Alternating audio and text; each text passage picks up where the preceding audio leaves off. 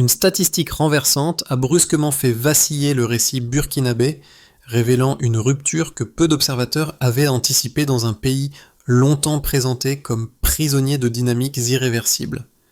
En moins de 2 ans, la reconquête de territoires autrefois perdus s'est accompagnée d'un basculement social profond où les villages rouvrent, les routes se dégagent et les communautés redécouvrent une forme de stabilité encore hésitante. Cette transformation fulgurante interroge chacun. Que signifie réellement cette nouvelle trajectoire portée par Ibrahim Traoré pour ceux qui la vivent sans en saisir encore l'étendue ? Un horizon instable, mais décisif, se dessine. La promesse centrale de cette séquence réside dans la possibilité de comprendre comment un pays longtemps fragmenté a pu renverser des dynamiques que les analystes jugeaient irréversibles, en retrouvant simultanément sécurité, cohésion et continuité institutionnelle. Le bénéfice pour le spectateur tient en 10 mots. Comprendre les mécanismes réels d'une souveraineté en reconstruction contrôlée. Cette perspective n'est pas abstraite.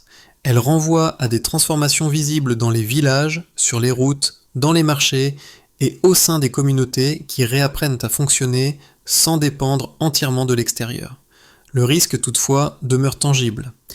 Avancer trop rapidement dans un modèle inédit expose le pays à un déséquilibre intérieur où chaque décision peut accélérer la stabilisation ou catalyser des tensions imprévues. Le récit propose donc une lecture à double fond. Saisir les ressorts d'une mutation prometteuse tout en observant les zones de fragilité qui pourraient, à tout moment, infléchir le mouvement. Une micro-question demeure en suspens. Cette dynamique peut-elle se maintenir sans dérive ? La rupture devient explicite dès qu'un détail passé sous silence refait surface et bouleverse l'ordre établi. En moins de 2 ans, un chiffre improbable, 92% du territoire repris, fissure les certitudes accumulées par les observateurs du Sahel, obligeant à revoir la grille de lecture habituelle d'un pays longtemps décrit comme vulnérable. Ce renversement, d'abord perçu comme une exception, s'accompagne d'une transformation plus profonde encore. Les zones jadis abandonnées cessent d'être des marges et redeviennent des espaces gouvernés, où l'autorité retrouve une matérialité qu'on croyait perdue. Sous l'impulsion d'Ibrahim Traoré, la logique sécuritaire classique, lente et dépendante, a été remplacée par une approche de terrain où l'exécution rapide compte autant que la doctrine. Les routes impraticables s'ouvrent, les marchés autrefois silencieux reprennent leur cadence, les familles rentrées de l'exil testent une normalité timide mais réelle. Dans les villages, les habitants observent des signes minuscules mais cumulatifs. Un poste sanitaire qui recommence à fonctionner, un enseignant revenu sur sa colline, un commerçant qui rallume son étal avant la tombée du jour. Ces gestes invisibles dans les rapports officiels deviennent les premiers indicateurs tangibles d'une recomposition en cours. Parallèlement, une statistique moins spectaculaire mais tout aussi structurante, la chute de 72% des attaques routières modifie la perception même du risque. Là où circuler relevait d'un pari quotidien, le déplacement reprend une valeur ordinaire. Les communautés rurales, longtemps enfermées dans la clandestinité économique, retrouvent des points d'appui essentiels. Vendre, planter, échanger. Cette dynamique produit un effet inattendu. Ce ne sont plus les discours institutionnels qui façonnent scintillant l'opinion, mais l'observation directe du terrain. Ce basculement cognitif outrepasse le cadre militaire. Il touche les familles, les commerçants, les cultivateurs qui constatent une recomposition progressive du territoire. L'État réapparaît là où l'on pensait qu'il ne pourrait plus revenir. Ainsi se referme la première curiosité ouverte. La trajectoire récente n'est pas seulement un phénomène statistique, mais une mécanique de reconstruction diffuse, perceptible dans les détails que personne ne regardait. Pour comprendre comment la transformation s'est enracinée au-delà des chiffres, il faut se tourner vers les trajectoires ordinaires qui en sont devenues les vecteurs inattendus. Ces figures discrètes, longtemps invisibles, incarnent une mutation qui se déploie d'abord dans les gestes quotidiens plutôt que dans les annonces officielles. Elles servent de repères concrets pour saisir ce que signifie réellement reconstruire un pays fragmenté. Non par le haut, mais par l'accumulation de décisions locales et de responsabilités reprises. Le premier cas est celui de Moussa, ancien maçon condamné pour vol, intégré aux unités réhabilitées. Il ne se définit plus par son passé, mais par sa capacité à protéger et à remettre en état les villages où il circule. Les habitants, d'abord méfiants, reconnaissent en lui une présence qui stabilise les lieux, routes nettoyées, points d'eau sécurisés, retour progressif des familles. Là où l'État semblait trop lointain, il devient un relais indispensable. Le second cas est celui d'Aïcha, mère d'un jeune homme tombé au combat. Longtemps enfermée dans son deuil, elle trouve dans cette dynamique une forme de réponse. Le sacrifice de son fils s'inscrit désormais dans un mouvement collectif perceptible. Ces mots, bien que murmurés, se diffusent comme un lien entre douleur et dignité retrouvée. Elle incarne cette composante intime de la transformation, la capacité d'un pays à convertir la perte individuelle en cohésion sociale renouvelée. Ces trajectoires montrent que la recomposition ne repose pas uniquement sur des opérations militaires ou sur une statistique spectaculaire. Elle se construit dans les alliances de terrain, dans les décisions modestes, dans les vies qui reprennent forme après des années de fragmentation. Le déclenchement survient à l'aube, lorsqu'un ordre politique jusque-là impensable traverse les couloirs institutionnels, libérer ceux que l'on croyait perdus, puis les réengager comme défenseurs des zones les plus exposées. Cette décision, portée par une volonté affirmée d'Ibrahim Traoré, rompt avec des décennies de gestion sécuritaire fondée sur la lenteur et la dépendance. En quelques heures, une dynamique nouvelle s'installe. Les cellules s'ouvrent, les registres se remplissent, les premiers groupes quittent les centres pénitentiaires sous une supervision stricte, mais avec un objectif limpide, renforcer rapidement les zones où l'État hésitait encore à s'aventurer. Le mouvement s'accélère. À Ouagadougou, les gardiens déverrouillent les chaînes, les yaïni. À Bobo-Dioulasso, des uniformes soigneusement préparés sont distribués à cadence continue. À Pau et Koudougou, les camps d'entraînement tournent jour et nuit. Cette séquence, condensée dans le temps, constitue le cœur du basculement. Elle combine rupture politique, urgence sécuritaire et réhabilitation accélérée. Chaque geste semble renverser un principe longtemps considéré comme intangible. La frontière étanche entre punition et utilité publique. La montée en intensité survient lorsque les premiers contingents arrivent dans les zones récemment reprises. Le contraste avec la période précédente est immédiat. Les habitants voient surgir des silhouettes encore marquées par le passé, mais dont la discipline nouvelle surprend par son efficacité. Les routes sont dégagées, les embuscades, repérées tôt, sont neutralisées. Les marchés reprennent une respiration que l'on croyait disparue. Là où l'État reculait, il avance. Là où la nuit signifiait peur, elle redevient silence. La surprise se transforme en attente prudente. Le terrain réagit plus vite que les institutions. Ce déplacement du centre de gravité produit un effet d'enchaîne. Dans les villages proches des zones de reconquête, les familles rentrent progressivement. Les étals, longtemps abandonnés, réapparaissent sous des bâches modestes. Les bâtiments administratifs reçoivent à nouveau des visiteurs. Dans les campagnes, les paysans replantent les terres laissées en friche pendant des années. Le réel regagne du terrain. Le pays commence à fonctionner sans attendre la validation extérieure. Cette dynamique nourrit un sentiment collectif difficile à quantifier, la possibilité concrète de se réapproprier un avenir. Mais le bouleversement le plus significatif se déploie dans les villes. Les quartiers autrefois saturés de tensions voient émerger des médiateurs issus de ces unités réhabilitées. Leur rôle dépasse la sécurité. Ils facilitent les discussions, apaisent les conflits mineurs, soutiennent les autorités locales dépassées par des années d'instabilité. Ce changement transforme progressivement le tissu social. Les habitants retrouvent des repères simples: circuler, ouvrir un commerce, envoyer un enfant à l'école sans craindre chaque crépuscule. La phase de retombée ne marque pas un retour à la normalité, mais l'installation d'un nouvel équilibre. Les 15 600 hommes réhabilités deviennent des figures familières, parfois encore contestées, mais essentielles pour stabiliser les espaces vulnérables. Les marchés s'animent, les villages reprennent vie, les routes cessent d'être des frontières. Le choc initial se mue en routine surveillée, fragile, mais fonctionnelle. L'état initial du pays était marqué par une fragmentation territoriale massive, un exode rural soutenu et l'effondrement progressif de plusieurs structures administratives essentielles, routes impraticables, écoles fermées, mobilité quasi gelée et population contrainte à vivre sous un régime d'incertitude permanente. C'est à partir de ce baseline que se lit l'ampleur du changement, car les deltas enregistrés au cours des derniers mois dépassent largement ce que les analyses prévoyaient pour un pays longtemps présenté comme structurellement vulnérable. Sous l'impulsion d'Ibrahim Traoré, cette rupture statistique devient lisible dans 3 transformations majeures, chacune articulée à une dynamique concrète sur le terrain. La première delta est territoriale.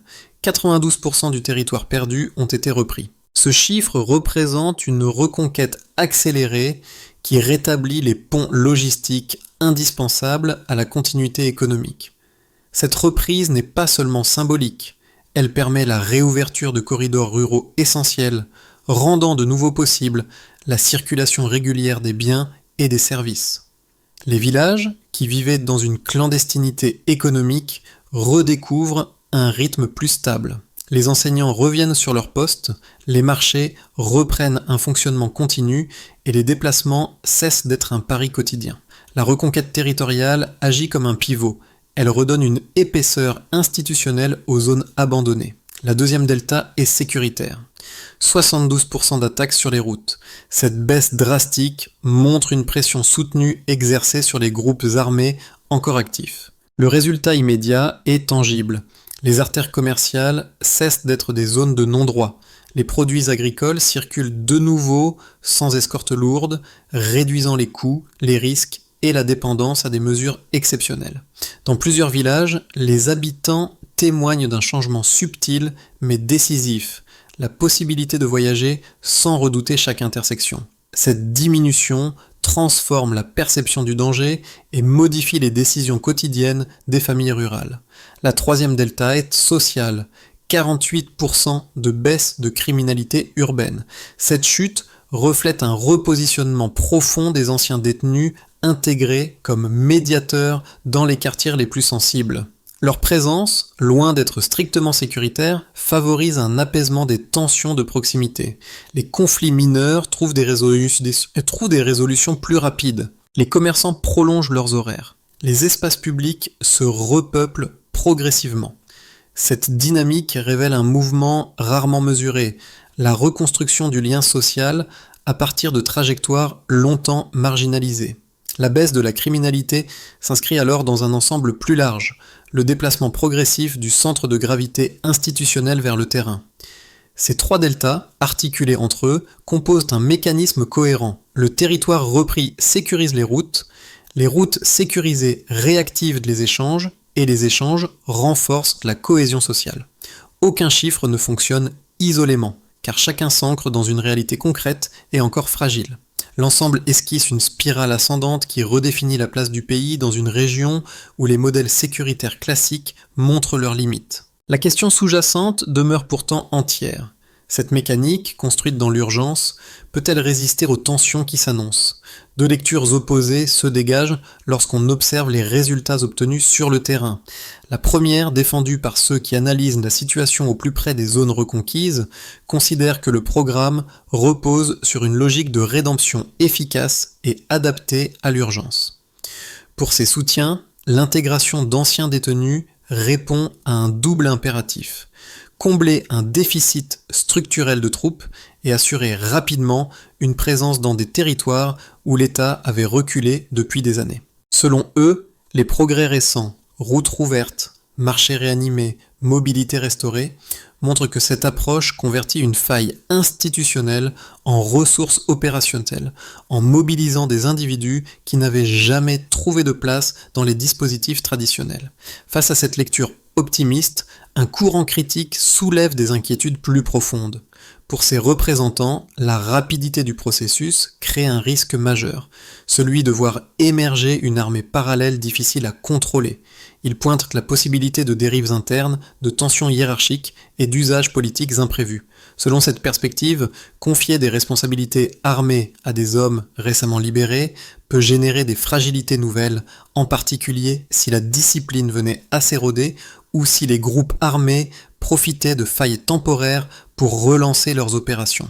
La crainte centrale n'est pas l'inefficacité immédiate, mais la durabilité incertaine d'un dispositif fondé sur une reconstruction accélérée. Entre ces 2 pôles, Une analyse intermédiaire s'impose lorsqu'on examine les éléments disponibles. Les résultats visibles, baisse des attaques, réouverture des routes, recul de la criminalité urbaine, indiquent que le dispositif fonctionne à court terme, car il combine discipline encadrée et utilité sociale. Ce n'est ni un succès purement militaire, ni une simple démonstration de réhabilitation. Il s'agit d'une articulation pragmatique entre sécurité et cohésion. La question structurante demeure cependant intacte. La dynamique actuelle peut-elle se stabiliser sans débordement, alors même que les tensions régionales et les équilibres internes restent mouvants?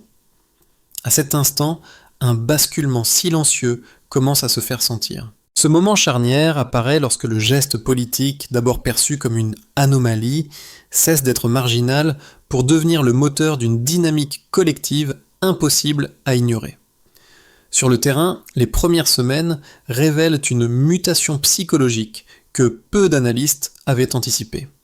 Les hommes réhabilités, longtemps considérés comme des marges sociales, deviennent des relais centraux de stabilisation dans des zones où l'État peinait à exister. Rien d'héroïque pourtant. Seulement une efficacité concrète, visible dans les routes nettoyées, les ponts remis en état, les champs protégés avant la saison sèche. Cette recomposition ne repose pas sur un discours, mais sur une pratique quotidienne qui reconfigure les rapports entre sécurité, population et institutions. Les villages, longtemps contraints de survivre, recommencent à planifier. Les marchés n'attendant plus des fenêtres sûres, les familles circulent sans orchestrer chaque déplacement comme une opération risquée. Dans ce glissement progressif, le rôle d'Ibrahim Traoré change de nature. Il n'est plus seulement celui qui initie la rupture, mais celui qui maintient la cohérence d'une mécanique nouvelle. Peu à peu, un nouvel équilibre émerge, encore fragile mais déjà structurant. Les conséquences de cette transformation se déclinent en cercles successifs qui touchent simultanément la vie institutionnelle, l'économie quotidienne, les dynamiques sociales et l'équilibre régional. Chacun de ces niveaux révèle une facette précise de la mutation en cours, et c'est l'articulation de ces impacts qui permet de comprendre pourquoi le pays avance, malgré une fragilité toujours présente. Dans ce mouvement complexe, l'action d'Ibrahim Traoré sert de ligne de cohérence, non par centralisation, mais par impulsion et maintien du tempo. Les zones administratives abandonnées réapparaissent sur la carte fonctionnelle du pays. Les écoles rouvertes deviennent les marqueurs visibles d'un retour de l'État là où il avait disparu. Les 92% de territoires repris stabilisent les services publics et redonnent aux autorités locales une marge d'action qu'elles n'avaient plus depuis des années. Cette réinstallation institutionnelle, bien que progressive, produit un effet net. L'État cesse d'être perçu comme une entité lointaine. Il redevient un acteur tangible, capable d'assurer continuité et protection. La chute de 72% des attaques routières libère les trajets commerciaux jusque-là paralysés. Les marchés régionaux retrouvent leur respiration. Les producteurs réintroduisent leurs biens dans les circuits habituels. Les villages isolés cessent d'être dépendants d'approvisionnements irréguliers et certaines zones agricoles autrefois désertées reprennent une activité mesurée. Les commerçants, longtemps pris en étau entre banditisme et immobilité, constate une transformation décisive, la possibilité de travailler sans attendre des escortes exceptionnelles.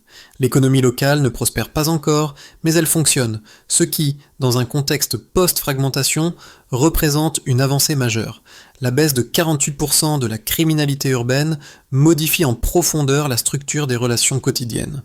Les ex-détenus intégrés comme médiateurs, restaurent progressivement un dialogue que les institutions classiques n'arrivaient plus à maintenir. Les familles déplacées rentrent dans leur village.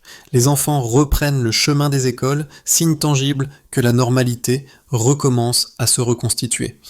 Les gestes anodins, marcher la nuit, ouvrir un commerce, cultiver un champ, cessent d'être des actes risqués et redeviennent des décisions ordinaires. La cohésion sociale se tisse à partir de ces détails dans un mouvement sans héroïsme, mais chargé de portée collective. Au-delà des frontières, le renversement burkinabé attire l'attention. Le Mali, le Niger ou le Tchad observent un modèle qui, pour la première fois depuis longtemps, ne repose pas sur une tutelle extérieure. Les capitales occidentales y voient une anomalie.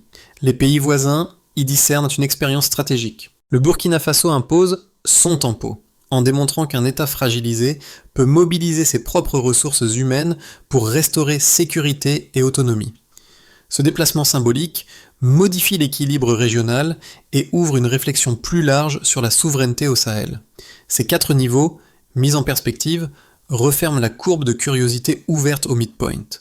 Ce n'est pas un événement isolé qui transforme le pays, mais l'imbrication de mécanismes concrets, visibles et interdépendants. Les mois à venir ouvrent 3 trajectoires distinctes, chacune plausible au regard des dynamiques déjà engagées sur le terrain. Elles ne prédisent rien avec certitude, mais elles tracent un horizon conditionnel où la cohésion interne, la discipline institutionnelle et la capacité de réaction aux tensions régionales joueront un rôle décisif. Dans cette projection, l'action impulsée par Ibrahim Traoré reste un facteur structurant, non par centralité, mais par continuité stratégique. Dans cette option, les acquis sécuritaires se stabilisent. Les 92% de territoires repris servent de socle opérationnel durable. Les marchés continuent de fonctionner, les écoles restent ouvertes et les villages renforcent leur capacité d'autonomie. Les tensions internes persistent, mais elles demeurent contenues grâce à une coordination régulière entre autorités locales et unités déployées. Dans ce cas, si la discipline institutionnelle reste constante, alors la progression observée se prolonge sans accélération spectaculaire, mais sans recul notable.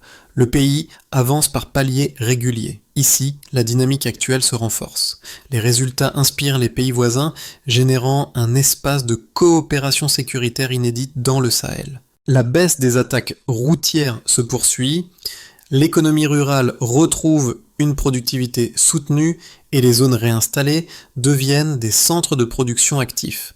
Dans ce cas, si les structures civiles et militaires coordonnent leurs décisions sans glissement autoritaire, alors une boucle vertueuse s'installe. Sécurité, économie, cohésion sociale, stabilité politique.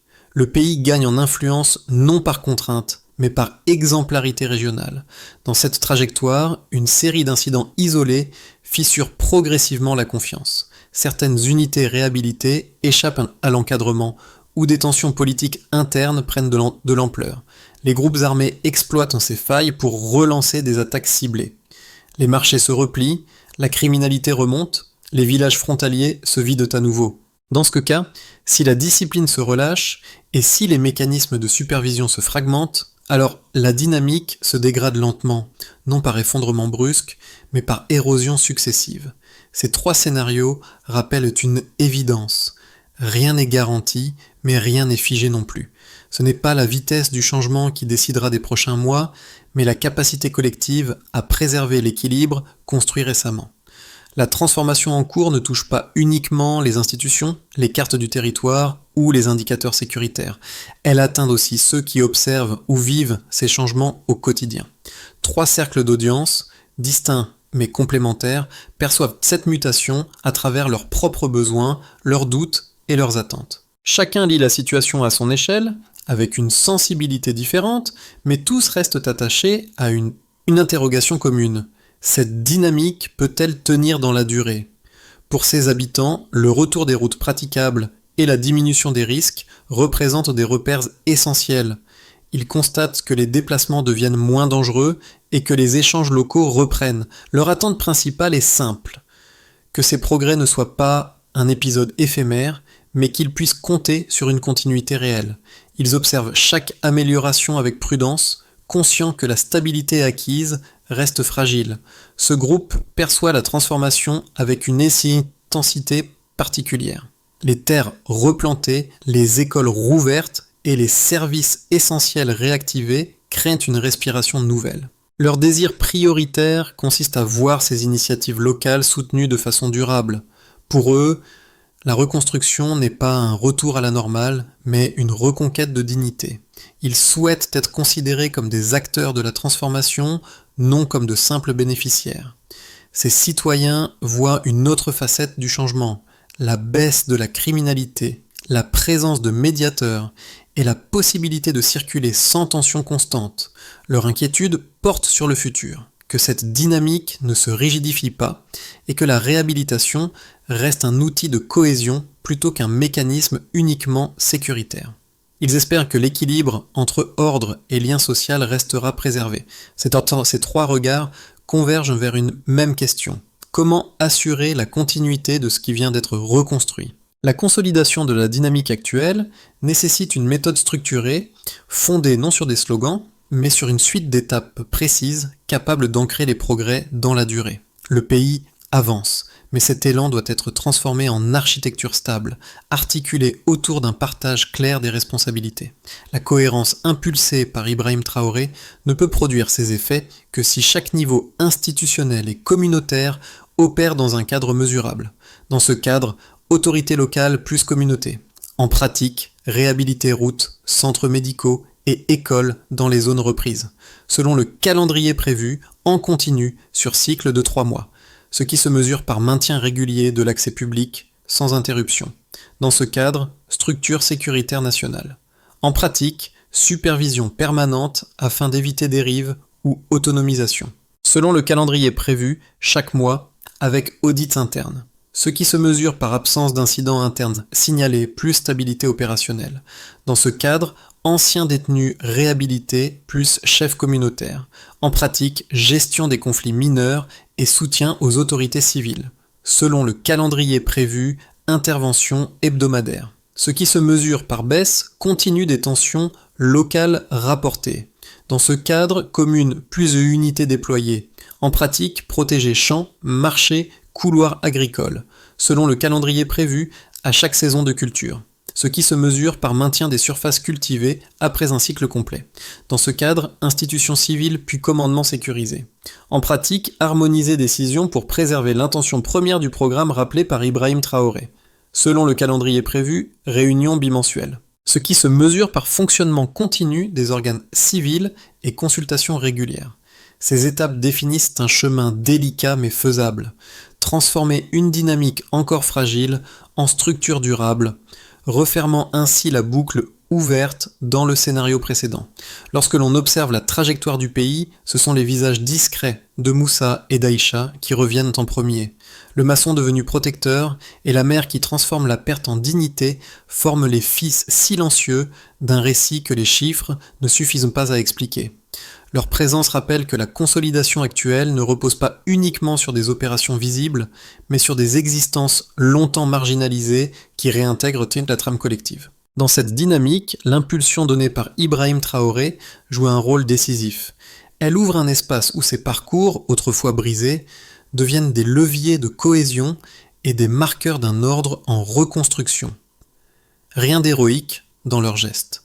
Simplement une constance qui, jour après jour, redonne de la densité à un territoire encore fragile. En regardant Moussa rétablir une route, ou Aïcha guider une discussion dans son quartier, on perçoit ce que cette mutation signifie réellement. Un pays qui réapprend à se reconstruire depuis ses marges, par la somme d'efforts minuscules mais durables. La cohésion naît toujours des trajectoires les plus humbles. La transformation du Burkina Faso ouvre un espace de dialogue qui dépasse les cadres institutionnels ou sécuritaires. Elle invite chacun, observateur lointain, citoyen concerné ou membre de la diaspora, à réfléchir à la manière dont une société peut décider de reprendre en main son propre destin sans reproduire les modèles qui l'ont fragilisé. Cette mutation récente, portée par des gestes ordinaires autant que par des choix audacieux, rappelle que la souveraineté ne se résume jamais à un état figé. C'est un équilibre mouvant qui se tisse au quotidien. Dans ce contexte, les discussions publiques, les échanges communautaires et les initiatives locales deviennent autant de leviers pour maintenir la cohésion reconstruite. Participer, questionner, écouter, chacun de ces gestes contribue à préserver ce qui vient d'être réancré. Il ne s'agit pas de célébrer ou de condamner, mais d'observer avec lucidité la trajectoire qui se dessine. Alors, comment chacun à son échelle peut-il contribuer à écrire ce nouvel horizon ?